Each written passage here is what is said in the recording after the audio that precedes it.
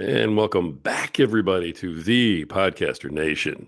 My name is Rory Paquette. I'm your host. I love you guys. I love being here. I love this job. I could not ask for a better place to be right now. Thank you so much for tuning in today. This is the podcast that is for podcasters. It's about podcasters, and it's done by podcasters. And my guest today is, yep, you guessed it, a podcaster. This is the place where the rising tide raises all ships. We're here for each other. We help each other out. Thank you for joining us. We got an awesome guest with us today, a career guy like myself. I love it. Please welcome the host of, and get ready, this is going to take a second, Paranormal the New Normal, Maniacal Musings, and the co-host of Asylum with Harley and Joker. Please welcome Jeremy Bryant. Jeremy, that's quite the resume, man. How you doing? Doing good. And you got the second one right. That's a feat in itself. So many people mess that name up. Uh, Yeah, I was looking at it real hard going, okay, don't say it wrong. Here we go. Man, these are you're busy. I mean, three podcasts is like when you first told me that, I was like, what? But you do three podcasts. Three podcasts, guest on a bunch of others, and all with a regular full-time Monday to Friday job and side jobs and family. So yeah, busy man. You got to love it. I do. I love it, or I wouldn't put myself through this. Right on, man. So you got some very interesting titles here. Let's start with the first one, Paranormal the New Normal. So what's that one about and kind of how'd you get into that one?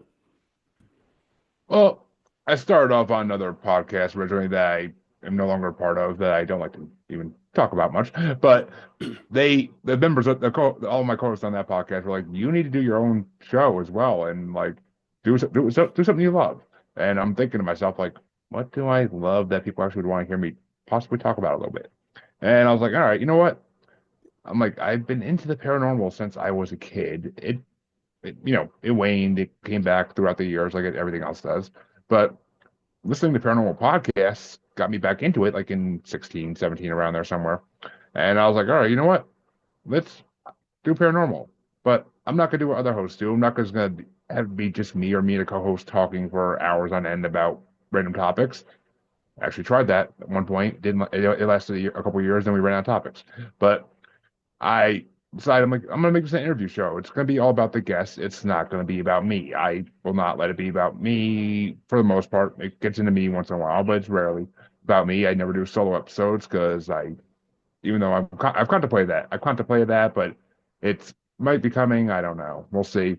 But every episode is about the guest. I've done 200 plus episodes at this point at least, and they're all about the guests. And I've had everybody you can imagine. I've had authors, I've had psychics, pet psychics, mediums, clairvoyants, clairaudience, hand readers. God, there's so many different people. Bigfoot researchers. I've had paranormal investigators like crazy. I've had other paranormal podcasters. I've had witches. I've had of many different varieties. I won't even go into all the varieties I've had of witches.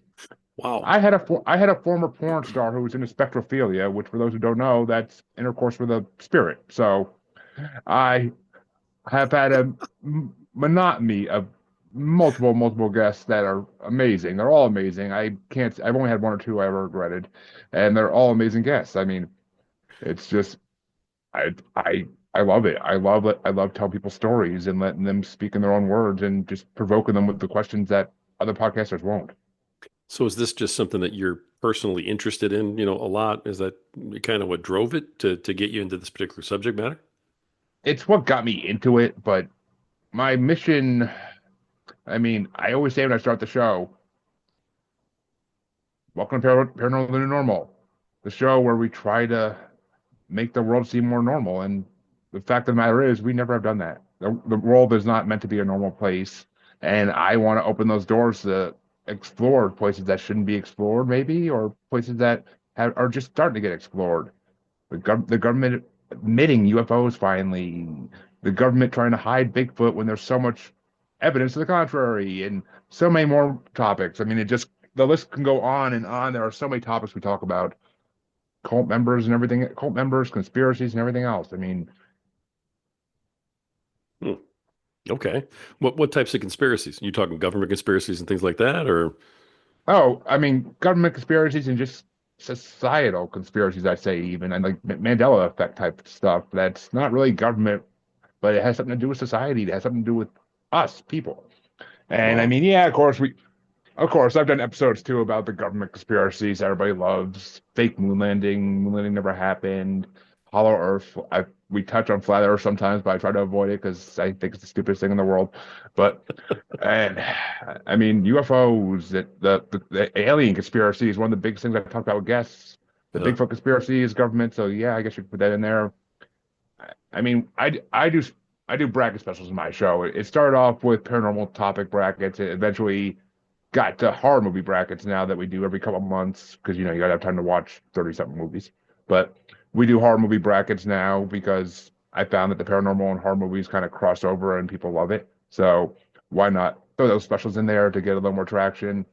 But I mean, I literally have a conspiracy bracket I've done with multiple guests, and it's 34, 36 different conspiracies, and it's basically just seeing which one people think is the most believable, outrageous, however they want to vote. I'm not gonna silence their belief, but it's just that's I mean, and we touch everything in conspiracies. I mean, I've hit on COVID, I've hit on assassinations, JFK, MLK, like which I mean, I haven't touched on those since all that shit got released a couple weeks ago. Whenever Trump released that information, so I haven't touched on those since that happened because I was like, okay, I'm not sure if they're really conspiracies anymore. Pretty sure they just became fact, but right. some of the so it's actually funny. As long as I've been doing this podcast, some of those conspiracies have become facts, and it's I might have to rethink my bracket a little bit and change some of the options up because there are becoming a lot of facts in there.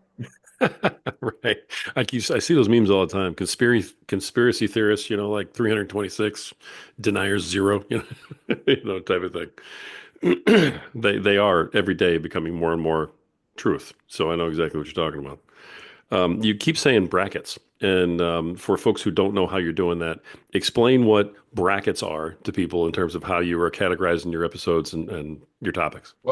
Well, I mean, bracket specials, they can be group brackets of 5 or 7 people. They can be one-on-ones, two-on-ones, three-on-ones, whatever. The number of people is like the least important part. But it's basically, for those who don't know, a bracket. I mean, picture March Madness if you know sports at least a little bit. If not, it's just your typical tournament of anything. I mean, picture King of the Ring from wrestling or I'm not good with sports, so any other tournament for any other sports thing. But I mean, it's basically just matchups between different subjects. I mean, if it's conspiracies, it's conspiracy versus conspiracy. If it's a cryptid bracket, it's cryptid versus cryptid. If it's horror movies, it's movie versus movie. Whatever the topic is, it's just matchup after matchup until you break it down to one winner. I mean, there's a final four then everyone basically, and everybody's differs. I've done the conspiracy bracket probably 10 to 15 times now, and every most of the time it's always a different ending. That's the Okay. great part is I don't get bored of doing them with different people because it's always people with different opinions. It always goes different ways. Things that may have won the previous one will get knocked out in the first round in the next one. It's entertaining just to hear people's opinions and give people a chance to voice them. I don't know, like an open stage where they're not going to get mocked or I'm not gonna argue with them. Right. I may state my opinion and why I may think they're right or wrong, but I'm not gonna sit there and argue and be like, no, you're wrong. Like, no, it's and then I always say it's your choice. I'm like, not the way I'd go, but your choice. That's cool though. So is it you and your co-hosts who kind of make the decisions about who advances, or do you have people calling in, or Well, no, no, how do you it's who, decide who wins? well, it's whoever's on the show. It's whoever guest is on the show running it. That's the point of it. Is It's the the guest on the guess. show, the guest on the show runs it. Gotcha. Every bracket I do at one point was done by a group and was done by 5 or 7 people. So you have five, well, not including me, you have 4 or 6 other people's opinions in there voicing what they think, and it's whoever gets the most votes wins, or whatever gets the most votes wins. I mean, it's it's entertaining. Hard movie.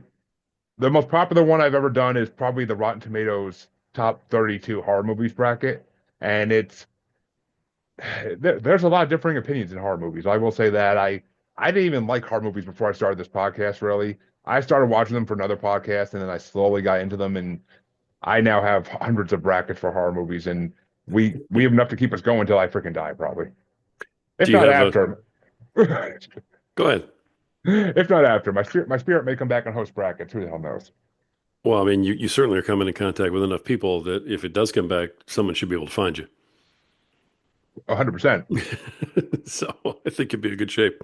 Now, since you've been doing all these horror movies, do you have a couple of favorites or things that sort of always sort of rise to the top of the rankings? Any regulars? Um, See, that's the thing is I don't like a lot like my movie taste for every other movie category out there. I do not like a lot of the movies that common folk like. I tend to have my own opinions on things. And good example, I hate the original Halloween. I get a lot of guff for that one, but I hate the original Halloween. It's garbage. Rob Zombie's version is 20 times better. But Wow. Okay. same with the It movies. I like the newer versions better than the original 90s TV series. And I mean, I get hate on that too. I'm like, it's better. I'm sorry, but I love Tim Curry, but he was not a good Pennywise. Give me the guy's name I can never think of even, but he was a better one. He just played a creepier role, and it was just more well done. It was more expanded. It was as a Stephen King fan, I'm huge on that. So I it, I mean, harm. I mean, I'm not. I tend lean more towards the creature features. I like creatures. I like werewolves as much as I hate that freaking name because it's dogmen, not werewolves. But I love werewolves. I love vampires. I love all the creatures, like the cryptids. We haven't even touched that one of those brackets yet. Well, actually, we're doing the werewolf one this Saturday, so we did touch that finally. But we haven't even touched the any of the creature. It's called natural horror, but we haven't even touched that yet. Because at the end of each bracket, special with the movies, I spin a wheel of everybody that's in it, and whoever wins the wheel gets to pick the next topic. I haven't won it Nice. yet in my own show. I haven't won it yet in my own show, but these things happen. All right. Now, I'm a pretty big werewolf fan, so at the risk of getting derailed, because I still have two more podcasts to ask you about, I gotta go back to that werewolf comment. So it's not werewolf, it's dogmen. There is a creature that has the most sightings by people. Second, it always only to the legendary Bigfoot, of course. But and I'm not counting spirits, or they're not really cryptids, but in my opinion, but Dogman or Dogman is it's a Bigfoot type creature, but it's more dog. And there's a couple different variants on out there, and it's been hypothesized that that's where the idea of werewolves originally came from back in beginning times. Is werewolf came from the idea of dogmen because people would see dogmen, but they would think because their minds couldn't think of anything else. They would think it's a man that could transform into a wolf because why not? Hmm. But dogmen are full-time dogmen. They are basically what we know as werewolves, but there's no full moon to most, well, for most people believes there's no full moon thing. There's none of the pop culture add-ons like I add in with movies or books. They're dog form 24/7, and they live in the nature like Bigfoot. And there's so many sightings of them that if you what's it called? There's a site I can't think of the name of it at the moment, but it's basically the National Society of Dogmen experts, and there's a map on there with sightings that will literally scare the pants off you when you see how many sightings are grouped around certain areas of the United States No kidding. and the world. I mean, the world has sightings of it, same as Bigfoot. So it's that's why I hate the term werewolf because it's dogmen that have been seen since the beginning of time. It's even in the Gilgamesh epic. It's highly believed his best friend was either a dogman or a Bigfoot. So I kind of lean towards the dogman camp. But Okay. it's been around forever. It's been around forever, and it's just over the last 15 years, it's become a big topic in the paranormal field. That's cool. Like I said, I'm kind of a fan of werewolves, but I appreciate you laying that out. I've never heard that distinction made before. So somebody out there is listening, going, "Huh, I had no idea." All right. Um, okay. Let me ask you about one of these other podcasts. I love what you got going there. I think everybody kind of gets the gist and gets the idea of what you're doing. This one that I want to ask you about, I think this is the one that sounds like it's fairly unique in the way you kind of put it together. Maniacal Music Musings. Tell me about that one. Maniacal music musings, or MMM as we call it, for those who don't want to say the full thing, is a very, it was, I don't know, a bunch of people in the podcast I originally mentioned that I started on, one of them said I want to start a music podcast, and I was kind of like, that's not a bad idea. So, and I knew he'd never do it because he's too busy already with his multiple podcasts. So I was like, you know what? I asked one of the other guys in the show that became one of my best friends. I'm like, you want to start a music podcast? And he's like, yeah, let's do it. And so we're trying to think of ideas for it. And I didn't want to do, I didn't want to do another interview show. It would just seem too mundane, too easy, too boring. And I didn't know if I can keep a conversation on music going for an hour. I could. I definitely could if the guest was good to go along with, but it was a thing I just wasn't feeling. So I'm like, you know what? I have a lot of music I love that nobody else has ever heard of. Or they may have heard of it, but they just don't listen to it because it's not their style, not their genre. So I'm like, let's do an album challenge show. And the way it basically works is we always have we've had a guest since our third episode because we did originally just the two of us and it was getting stale. So we're like, we need a guest. We need a guest. So since the third episode of it, and we're now over 100 episodes. So since the third episode of it, there's always been a guest. And we have our guests bring an album that they love, that they respect, that means something to them deep inside. Or if they're a musician, they can bring their own album too. We don't mind. And that's happened a few times now, more than that even. But and basically my co-host and I try to find an album that we think either matches it or just whatever the hell we're feeling that week. I mean, sometimes you can't match it with anything because you can't think of anything that really is close to what the guest wants to bring. And so you're like, all right, I'm just gonna bring this. Sometimes, I mean, sometimes personally I do it by year. I do it by release year of the album they bring, just to, make a topic. Or if it's we've done movie soundtrack episodes, we've done topic episodes if the guest requested or if the guest has like an idea, we run with it. But it's an album challenge show. Everybody has to listen to all three albums, and everybody has to come up with the top five songs for each album. So it's Hmm. homework. It's a podcast with homework, which I Okay. mean, so there's a couple guests that probably failed at it and didn't do the work. It happens, and I don't get it. We never get upset about it. We just kind of like move on, and they definitely ain't being invited back. That's all. But it's just most of the guests fall in love with it, and they're like, and either they hate your music or they love it. That's the great thing is sometimes you have guests come on and just be like, I listened to it and I loved it. You made me find a new artist I want to listen to all the time now, or this is something I never knew existed, but I'm happy I know exists now and I want to dive into it more. Or the polar opposite. I hated this album, and oh my God, we've had some guests actually like really just go off the deep end with how much they hated albums. It's funny. It's that's a great thing because it doesn't bother us. It doesn't bother us. It's music we like. We don't care what people think of it. But if they hate it, they hate it. But it's funny to watch them go off the deep end about it, and just like it's almost like being roasted, but just having someone like hate on something you love. Wow. Interesting. And give us some additional examples of some of the other music that people would maybe be surprised to hear when they listen to the show. Well, I bring on. I mean, I'm a huge fan of symphonic metal. I'm a huge fan of hardcore rap, like just genres that are not generally well known. And I mean, I like a lot of the common stuff too, of course, but not really pop or country, but I like all the other common stuff in rock and rap. But I like a lot of European bands and a lot of underground rappers that people just don't know exist. And Hmm. I love to bring them on because sometimes guests will be like, I love this band. Or I've literally had people say like this is the worst music I've ever heard in my life. And it's and I mean, you can't be a hardcore rap fan or a juggalo without having people hating your music at some point in your life.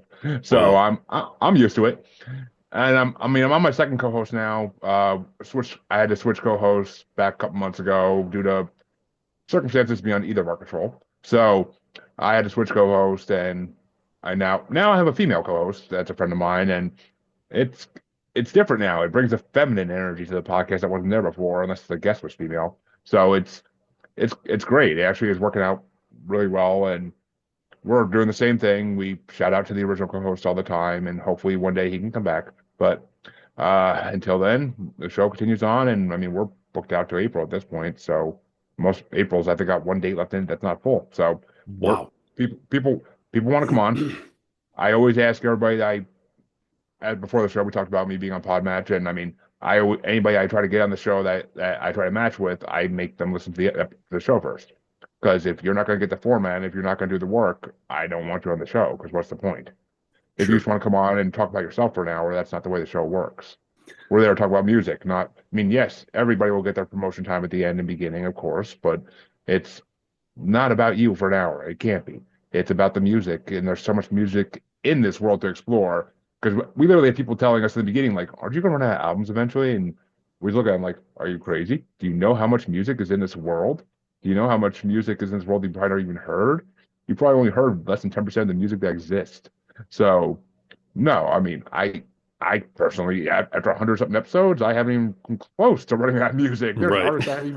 There's artists I love I haven't even touched yet, for God's sake. I mean, because I don't just bring artists I love on. I'll bring if the year that person's album is from has a Elton John release or a Styx or Bee Gees release, I'll bring that on, even if I never even heard the whole album, just because it's an artist I know, and I'll be like, all right, another album of theirs I can check out fully. I'm down. It's So I awesome. mean, there's so my list of albums to bring on and mentally is huge. Like I could pick randomly for the next probably 10, 20 years and not run out of albums. Excellent. Yeah, there is a ton of music that people have never heard. I think that's great.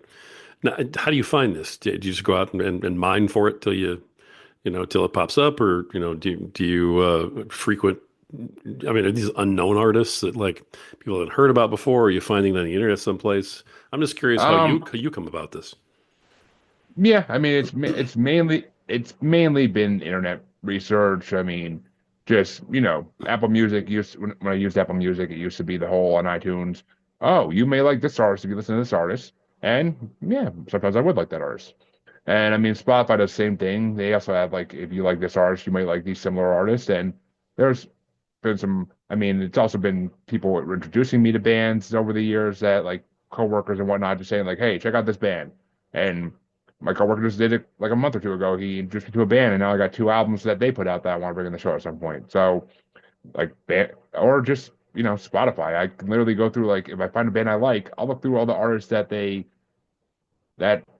I mean, there may be 50 artists that they say are similar to them. And I'll look through a bunch of them and be like, all right, I'll check out this one at some point. I'll check out this one at some point because they look interesting. Either the picture draws me in of the artist or the band, or I look in and I see like the description and I'm like, all right, I'm intrigued. But Interesting. I mean, radio doesn't really exist. Radio, I've never been a fan of radio. I'll, that's not my generation. It was when I was in the 90s, it was a thing, but it's who listens to radio anymore? I really don't know anybody who does, unless they're just listening to the news or sports. But Right. so, I mean, that's not really a way to discover music anymore. So now it's all internet based. It's all Spotify or we do brackets on my music show too. That they became a huge thing on the music show because there are so many different topics of music you can do brackets on. There's so many art. I mean, you can do a bracket for every artist that exists basically, and that's the great thing is there's a never-ending run of different. I mean, thanks to Ranker and sites like that, you have so many lists to work with. It's ridiculous. I mean, Ranker literally has lists for like songs with the word dog in it, songs with the word one in it. The list goes on and on and on and on and Right. on. So, I mean, it's never ending. And we do brackets on that show every other week, group brackets. There's usually at least four or five of us, if not more. It's been a little bit hard lately finding guests. I don't know why. I don't know if a lot of the get. I mean, it's the podcast world. Podcasters fall in and out all the time, so Sure. it's hard to find guests sometimes. You have to reach out and try to find people. But what can I say? And same thing. It's wheel spin, so whoever wins gets to pick the topic, unless it's like a holiday coming up, and I'll put like certain brackets in there to see what topic we're doing for that holiday. But it's it's great. I mean, it's fun, and you get to listen to a playlist of 30 something songs you may never heard before, or even 50 songs sometimes that you may never heard like at least half of them. And I find new music that way too. We did a Rolling Stone top 50 goth songs of all time bracket. I found so many bands I never heard of in that bracket that I actually love the song that what they had in that bracket that I marked them all on Spotify to go listen to at some point because I might have like 20 new albums off that at least from that group of artists I found. So there's always more music to discover in the world. That's the thing. You'll never run out of music to discover. I seriously doubt there's anybody in the world that's heard everything. No, you'll be doing that podcast for as long as you want to be doing that podcast. It sounds like that's really cool. I don't Very plan on any cool. of my podcast stopping anytime while I'm alive and breathing, at least. But No, that's important. Yeah. Do all three of your podcasts come out weekly? Is that what it is? um, actually, my two main shows, the Paranormal and Music Show, come out bi-week. Not bi-weekly. They come out twice a week, Twice twice a week. weekly. Okay. Yeah, I mean, I have a newborn, so I kind of been slacking on the editing because it's kind of hard to get time to do it. But so there's been weeks at a time where nothing got released, and then I had to apologize in the message for the next one, like, sorry guys, baby comes first. But it's the way it is, and but most time I usually release twice a week for each show. Okay. Well, congratulations on the newborn because that's fantastic.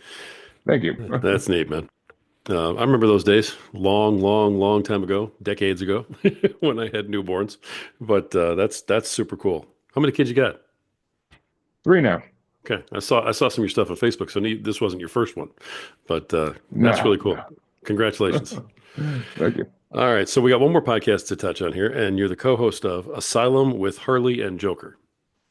Okay, so Yes. for people who don't know who Harley and Joker are, I assume those are the DC, folks that we're talking about. Harley Quinn, Yeah. right? Okay. Yeah. Of course. So I didn't want to be wrong on that and look like a complete moron. So tell everybody what that one's about. Well, I did not start this one. It was started by my co-host Harley, who she she named it. It was originally the Asylum with Harley, and then once she wanted me to be a permanent co-host on it, because I started guesting on it weekly, and she's like, "Why don't you just become a co-host?" And I was like, "Sure, why not? I got it's something to do." So I am a co-host on it, and once that happened, she officially changed the name to Asylum with Harley and Joker, just to because I mean she tied up her name's Harley anyway, but she tied it off to make it a DC thing, and it's just a show where basically, I mean, we do brackets on that show too because it's become a thing, but and we get to do brackets on that show. I can't do on either other show because it's not topic related. So it's fun. It's kind of like my way to do things I want to do that I can't do on my shows. So, but our regular episodes weekly are just about the darker things in life. I mean, we do a lot of serial killers and true crime. We stupidest criminals. Like we'll basically jump on anything we think is interesting enough to talk about for an hour or a Interesting. half hour. I Okay. mean, we rarely go an hour. It's usually like a half hour, 45-minute thing. But I mean, yeah, I mean, we'll watch YouTube videos on UFOs. It's whatever. I mean, creepiest commercials. That's been one of my favorite episodes. Was creepiest commercials of all time. Like, oh my God, some of these commercials had me like literally sitting here like, what am I watching? There's so many good topics for it. It's hard. It's hard to find good topics sometimes, but sometimes things just pop up and you're like, yeah. And we'll touch on current events sometimes if it's not too political. We don't. I'm not on any of my shows. I don't like to get too political because it's just not a ground I want to step my foot in and get canceled. So Sure, it's dangerous. Yeah, no matter how you got it, that's for sure. Who won that one, by the way? That bracket, if you don't mind me asking. which one? Creepiest Oh, commercials. oh, that wasn't a bracket. That was just literally us watching videos and commenting on Oh, them. okay. I was just Yeah, curious. no, it's actually a good idea for a bracket, but then that would mean everybody had to watch them, and that'd be, I don't know. It's possible. It's possible. Finding people willing to do homework is always a problem for these type of things. I mean, it's hard enough to find people that want to watch 30 something horror movies. It's hard enough. I mean, I Sure. have some I have some devoted horror fans who are friends now and podcasters, and they put in the work because they know they have months to do it. But it's hard to find new people that join in and be like willing to commit. It's very difficult. I'm sure. I'm sure. Well, that's cool. When you first gave me the title, I mean, I mistakenly assumed it was about like superheroes and stuff, and I was like, "Wait, you talking about We Batman and Superman and everything else, or what?" I mean we gladly would. I mean we've got some brackets planned on that show that are comic book based. We've done not a kids TV show brackets on that one. So there's been superhero talk on like that type of stuff, but it's it's more about the darkness of Harley Quinn and Joker. That's more what it is you're entering the asylum The and Asylum. you're entering the darker side of the world. Got it. It's more Arkham than it is Batman. So Oh sounds yeah, like yeah. we bring out the whips and chains every show. All right. Okay. All right, man. Let's talk a little podcaster type stuff here because that's a lot of our listeners are podcasters, obviously. Of course. What made you Jeremy, you've got these interests and you're like, hey, I have all these things I want to say, all these things I want to share with the world. And in 2021, you said, you know what? I'm going to podcast. That's how I'm going to get all of these thoughts out of my head. And I'm going to share all these, things that I like with the world. What made you start? Mainly other podcasts. I mean, I'm a huge Kevin Smith fan, so I would listen to Fat Man Beyond religiously and Smodcast and all his other shows. I would listen to them religiously.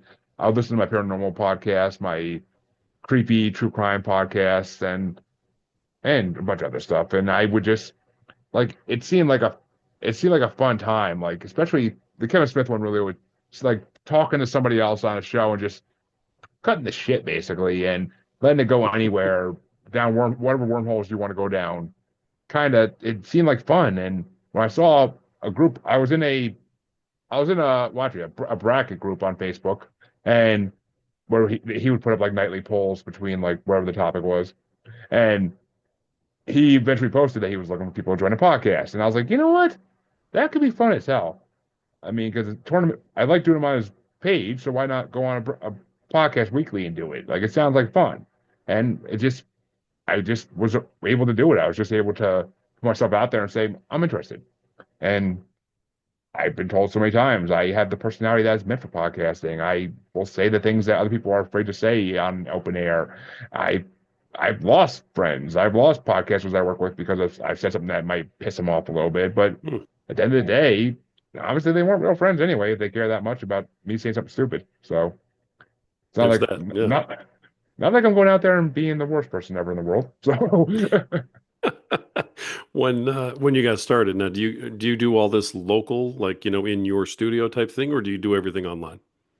oh, it's always been online. I never Okay, done anything. I mean, I've met podcasters I work with regularly, like in real life, but I just never recorded anything locally. Just never had the equipment set up to do that. And I never met anybody who had like a studio locally that wanted to be. I was like, hey, come on by and let's sure. record. Like it was just always Zoom, StreamYard, whatever, what have you.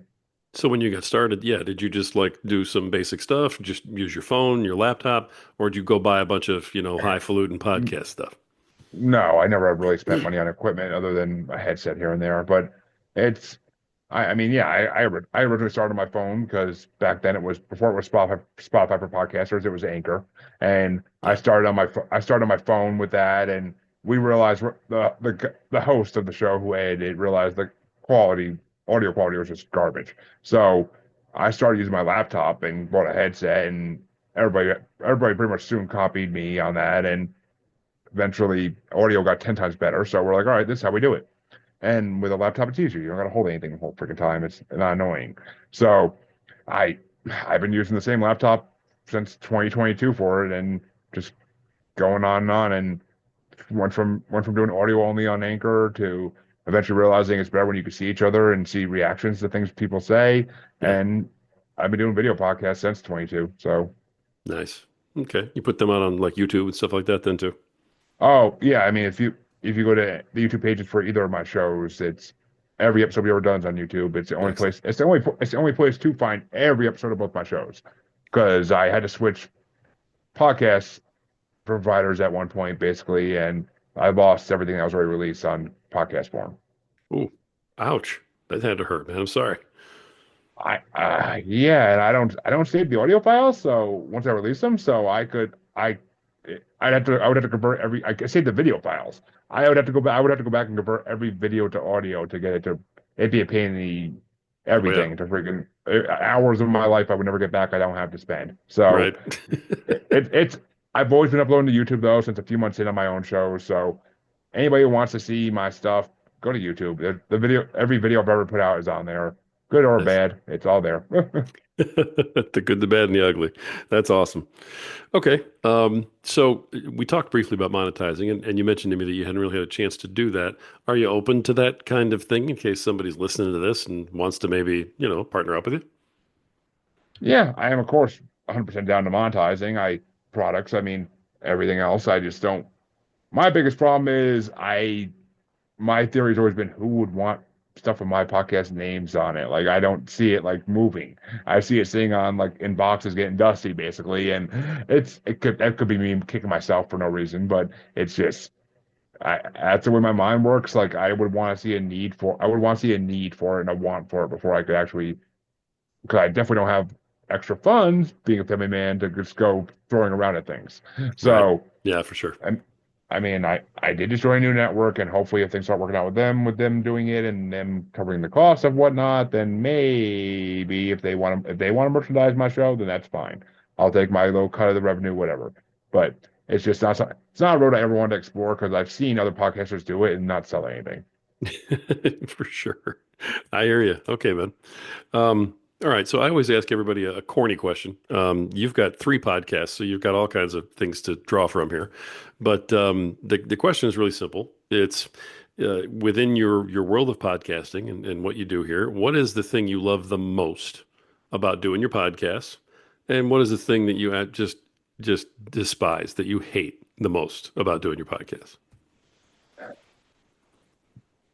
Thing I love most about my podcast is I actually get when I actually get feedback, when I actually get comments on YouTube on my videos, or when people are commenting live on my shows, because I'll easily see anywhere from 10 to 70, 80, even over 100 people watching my shows on Twitter or whatnot, and no one's commenting, and it kind of it's irking. It's irking because it's like, why are you watching just to watch when you could be, asking questions if you want to ask questions? Or I don't get it. I mean, if I actually was the type of person who had time to watch podcasts, I guarantee I'd be in the comment section either with sarcastic comments or asking questions. I mean, I've done it to my friends' podcasts. I've watched them for a little while and just been that a-hole in the comments who wanted to just mess with everybody. But it's just the way. So I mean, I love the interaction from people. I love when I have guests come on my show and they say, "I've been listening to your podcast and I freaking love it and I'm gonna listen to every episode." Like that's the greatest thing in the world is when you actually get that affirmation that you're doing something that people actually want to hear. I mean, yeah, I don't think listener stats are ever 100% accurate, so I don't really go by those. It's the reception. When I post it in different Facebook groups, and people actually are liking and hearting it and saying like that was a really good episode, or love the topic on this one, or any comment on it really is just usually it means people are actually paying attention. That's what you Yeah. want. But there's no point in doing this if people are not going to pay attention. Excellent. Excellent. So what is it about all the stuff that you just can't stand? What's your least favorite thing? I mean, I actually like the editing process. I'm sure a lot of people say editing, but I actually like the editing. I mean, I really don't edit my shows too much. They're completely uncensored and unfiltered, so they just go out the way they are most of the time. I mean, in the music show, I'll insert breaks and put in like songs on the brackets or songs in between albums just to give people a taste of the music we're talking about. Which you can do up to about 30 seconds before people start taking it down. So just a little tip for people out there. But Yeah. and if you stick to ringtones, they can't really blame you because it's already out there on the web for free. So stick to ringtones if you can. It's not always possible. Not every artist has ringtones after them. But it's the thing I despise the most. I mean, well, the guest who just ghost you, who don't show up after they scheduled a time to be on your show. Mm. That's really the thing I despise the most is just when if I put all the time into scheduling this, into making up the thumbnail for it and making the StreamYard link for it. I mean, yeah, it's not a lot of work. It's not like I'm sitting there for hours on end, but it's the fact that I'm actually putting thought towards like trying to think of ways to promote what you're offering, and then you just don't show up. I mean, especially on the music show, we've had it where we've listened to the albums with a person and then they ghost. Like the last day or two, they just don't answer any messages. They won't get back to you. And it's really like it's the thing that irks you the most about podcasting is the fact when guests ghost. Like I've had it happen. I've had hosts guests too. I mean, I've had hosts ghost too. I've offered a guest on podcasts and even scheduled dates and times, and the host of the show will all of a sudden go AWOL. Just nowhere to be found. Won't answer your messages. Show just doesn't happen. They don't reach out before the show and say, "Hey, here's the link" or anything. They just completely ghost you. Ouch. And I mean, and Wow. I don't know if they do it on the regular or not, or if it's like a personal thing. I don't think it is a personal thing because they don't know me from a hole in the wall, so why would it be? No. But I mean, but it's just Like, why go through all the work of, I mean, I know what it is a lot of times. It's new podcasters who just get in over their heads and then they completely don't write things down and they lose all the schedule. Because there's one thing I learned about podcasting in the beginning. You have to keep a calendar. You have to keep Oh everything yeah, you do. Oh yeah, you do. organized. You can't just expect like it all to stick in your head because trust me, even having a calendar you mess up. I've double booked nights all the time with my show and I have to reach out to one of them and be like, got double booked that night. Can you possibly pick another night? And I've lost guests that way too because I screwed up on my own, and I've lost guests because some people think they're too freaking important to reschedule. But Yeah. even though ain't none of you freaking Joe Rogan, so stop thinking you are. But Exactly. No, that's a great answer, man. I appreciate you sharing like that. I've had a couple other folks who have mentioned something similar, but I mean I like your take on it for sure. So, let me ask you this: how do you promote your shows? I mean, you have three of them, so that's got to be a task in itself. well, I mean, the Asylum show, other than it like being broadcast on my on some of my destinations on Hmm. Twitter and on Facebook, I really don't promote it too much. It's up to my co-host is part of a network and it kind of releases as like she gets promotion through them, so Okay. I don't worry too much about it.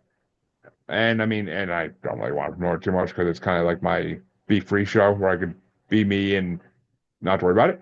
Um, my shows, my shows, I promote through guesting on other podcasts, through the guests promote it. I mean, I'm on all social media basically except Blue Sky, so I just promote it across social media every time an episode releases. I put it out on Twitter. I'm in a lot of podcast Twitter groups, so they all retweet and get it out there more, comment on it, whatever they want to do.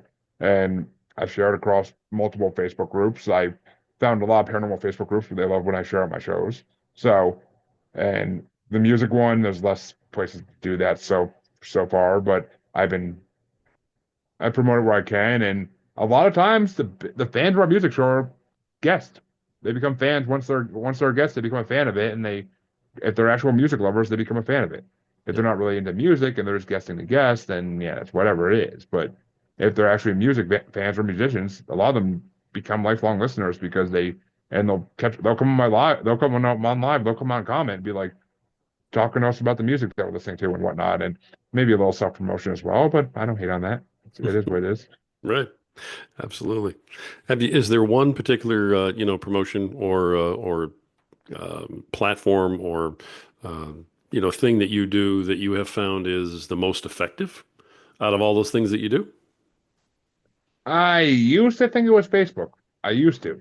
Now, now I tend to believe it's more Twitter, X, whatever you want to call it. Really? I mean, a lot of people have left X, podcasters included, because of the whole whatever his freaking name is, Elon Musk thing. Elon, right. Yeah, I kept on to say Jeff Bezos. I don't know why, but well, they're both rich assholes. That's why. But I mean, a lot of people left because of that, including podcasters. So I mean, I've lost a little bit of traction on there from podcasters I used to work with who would retweet my stuff all the time or comment on my stuff, and they kind of they just left. They did that whole moving to Blue Sky thing. Find me there if you want to find me, and then they were gone. But I mean, X, I get 99% of my viewers when I'm live come from X. Hmm. I have Wow. quite the, I know probably 60, 70 other podcasters on X. I'm in groups with them and messaging groups and they share out my stuff, they watch my lives, they share out my lives, and them sharing out my lives is what gets the views.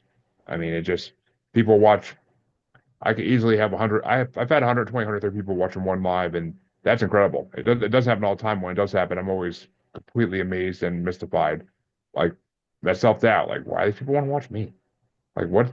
I mean, I've been told like I'm special. I don't know if it's in a good way or bad way, but I've been told I'm special and that people just like to hear me talk. I've even had mediums confirm it because I had a medium ask me like when I let her do a reading of my show of me, and it was literally a special where she's read me for an hour, and she asked like, why do you think people like your podcast? I'm like, well, I'm assuming the guests that I get on, they're high quality guests that are entertaining, and she's like, from what spirits are telling me, it's you. It's what it's the things you have to say. It's your opinions on things. It's your view of the world. People like to hear it. which is not something I ever thought I would hear in my life. Because usually I'm always told to shut up because my views are crazy. But It sounds like you're so having a hard time believing that. Yeah. it's it's hard, especially when when you're a lifelong fat kid. Like it's kind of like hard to have believe anybody wants to believe in you. It's hard to believe that anybody wants to know you exist. So my podcast is kind of my way of proving that, and it has definitely proven it to myself to some degree. I still have my self doubt because I always will, but I I know there are people who love me. I know the people who love my podcast and love me as a podcast host. So it's almost self-endearing. It's almost like a self-fulfilling type thing where it's at least it makes you feel like people want to hear you. And a lot of people in this world go feeling unheard. It's a good thing to have. Wow. Yeah, that was a lot to unpack in that last sentence there, man. Lifelong fat kid, huh? Oh gosh, since I was a freaking toddler. No joke. Eh, lifelong No fat joke. kid. And there's a lot of people out there that will understand that. I know there are. So Sure. Yeah, I'm one of them, so I understand what you're saying. The How do you suppose that plays into your desire to share all this podcasting stuff? I mean, it adds fuel to it, if anything. It fuels the fire. Me, it makes me want it. And the fact that people come to me to guest on my show when that used to never, when you first start, that doesn't happen unless they're just desperate to get on any show they can get on to promote their stuff. Sure. I mean, when people actually come to you and they have nothing to promote really, they're just like, I want to talk with you for an hour because your opinions are interesting. And it's mind blowing.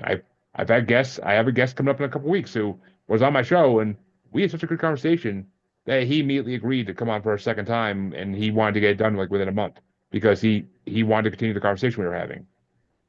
Actually, that's when I learned about how the Africans make porcupine and make African porcupine into dinner in the jungle down there, and it sounded delicious, honestly. So I'm waiting to get that conversation going. How, how somebody eats porcupine?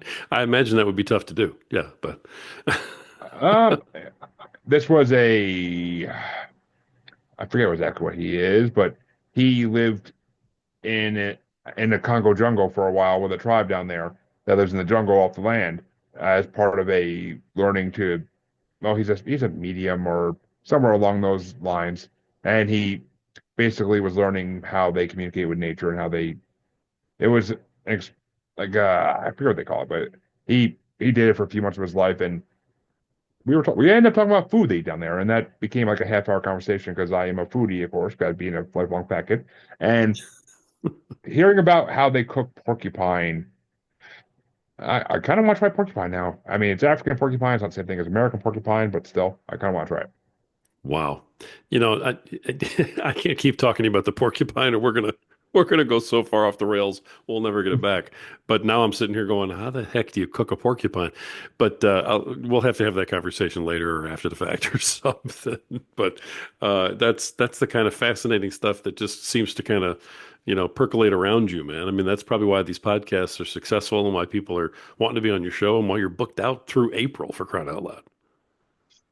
And if I actually was booking my paranormal show actively, because I kind of been like I was on hiatus for a few months with the newborn, and Hmm. I kind of have been slow because if I just reach out to everybody I come across some podmatch who could get on my show or just put out things on Facebook or anything for my paranormal show, I'll be booked out for 6 months. That's fantastic, man. That's a testament to what you're building. That's fantastic. And congratulations on that. That really is. It's yeah, and it's I've been booked out 6 months, but the only problem with that is people forget about that they even agreed to be on your show, and when you reach out, they're like, who are you? Or the other great thing is they don't even reach back out. Like you can reach out to them, they'll be like, hey, still put on the show next week, and nope, crickets, Yep. Yeah, you or when they you're just don't booked show out, up. that far, you got to get the interview done. And then you just got to Yeah. wait to schedule it. So tough Oh, to I mean, do. yeah. Yeah, tough to do. I got 6 to 8 months of backlog right now. I'm releasing episodes I recorded back in May of last year. Wow. Man, that's great. And there's people out there who are dying trying to figure out what content they're going to use for tomorrow's episode, and you've got, a backlog. That's fantastic. Good job. Way to go, man. Yeah, Way to yeah. go. Work. All right, last question, and I appreciate all your time, man. I mean, we're doing this in the evening here, and I know you got a family to get back to, and I really appreciate you, giving all this time to us tonight. Last question for you. You've been doing this for more than a minute, and what one piece of advice would you offer out to a podcaster who just hasn't gotten to where you are yet? They don't have the experience you've got. They don't know what you know. They haven't, overcome the obstacles you've had to overcome. What's one piece of advice you want to leave somebody with? I've this is not my first time answering this question, and my answer may have changed over time from time to time, but the number one piece of advice I'd always give is networking. It's all about networking with other podcasters, other people in your field, whatever your field may be for that show. If you don't network, guess what? No one's Less people are going to know you exist because of that. And that's just simple math. The more people that know you exist, the more people that will listen to your show. So network. Guess when I first started podcasting, I literally was guesting on shows almost every night of the week because I wanted to get my name out there and I wanted to get my personality out there so people would want to listen to it. And I mean, yeah, being a paranormal podcaster, you can get in pretty much any show you want to get on because people want to talk. People who are not into paranormal want to talk paranormal because it's something they're not used to, and to them it's spooky and weird, and it's great. I mean, being a music podcaster, you can't get on nothing. I've tried. It's a little harder, but I mean, you guest on shows and have other podcasters guest on your show. Don't not have them on come on because they're competition because they host the same kind of podcast I do. No, they're not competition. People will listen to more than one podcast of the same genre of show if they're both good enough to listen to. Don't get it wrong. I used to listen to so many paranormal podcasts, it's ridiculous. So Yep. it's if they're all good shows, people will listen. So network with other podcasters, with find groups of podcasters on Facebook, on X, Twitter, Instagram, whatever you want to call it. I'm in groups in all of them. Reach out to me if you want. I can possibly get you introduced to some of them and get you in them. It's, I mean, the line you say, when the tide rises, all ships rise, Mhm. is 100% the message behind this. It's in order for you to succeed, you need to help other people succeed. Because I mean, come on, karma is a very real thing, and if you help other people succeed, guess what? It may turn around and help you. So Right on. that's the best. That's honestly the best advice I can give. I've met more people through guesting and having guests and my network's huge. I can't always get a hold of everybody I ever had on a show or been on a show with, but I can get through most of them. And if I really need to ask something of them or find somebody, they might know somebody. That's awesome. I love that advice. That's absolutely fantastic advice. Thank you for giving that out like that, man. That is what it's all about. And I love that point. So many podcasters, especially the ones who are new, really do think that we're all competing with one another. And it's just simply not the case. And people don't really get that unless they're on this side of the mic.